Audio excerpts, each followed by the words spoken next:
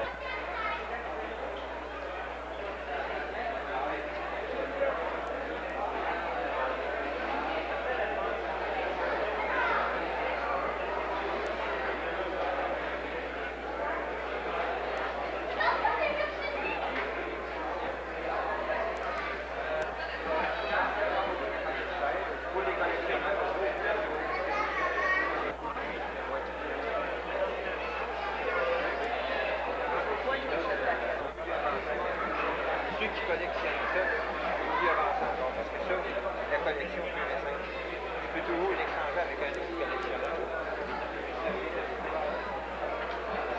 Tandis que les autres, si jamais des prix, ils vont prendre de la valeur avec les années.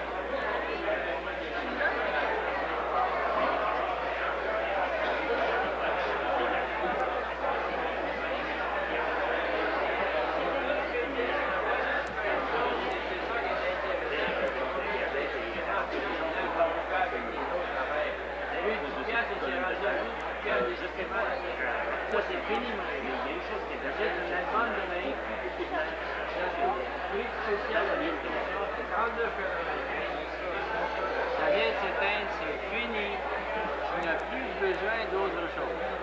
C'est ça qui est merveilleux dans ta patente. Mais absolument, il n'y a rien de plus. Regarde les très belles couleurs que tu as là-dedans ici. Que tu prennes n'importe quelle couleur, l'emploi de très beaux spécimens, également, soit dans les timbres d'accise ou des timbres d'assurance chômage. Il y a de très beaux timbres d'assurance chômage également. C'est magnifique, ça. Comme représentation, comme coloris, maintenant, c'est la vie des Québécois, ça, pendant longtemps. Les timbres d'assurance chômage. On en a de différents genres. On a les timbres de médecine patentée, des timbres sur les cartes à jouer. Et ça, les cartes que l'on emploie régulièrement. Maintenant, ben, c'est évident qu'on ne les a pas toutes encore, là, tous les timbres. Mais, on en a plusieurs. Les Bill Stamp, les premiers timbres de la colonie, ça des cartes. Les deuxièmes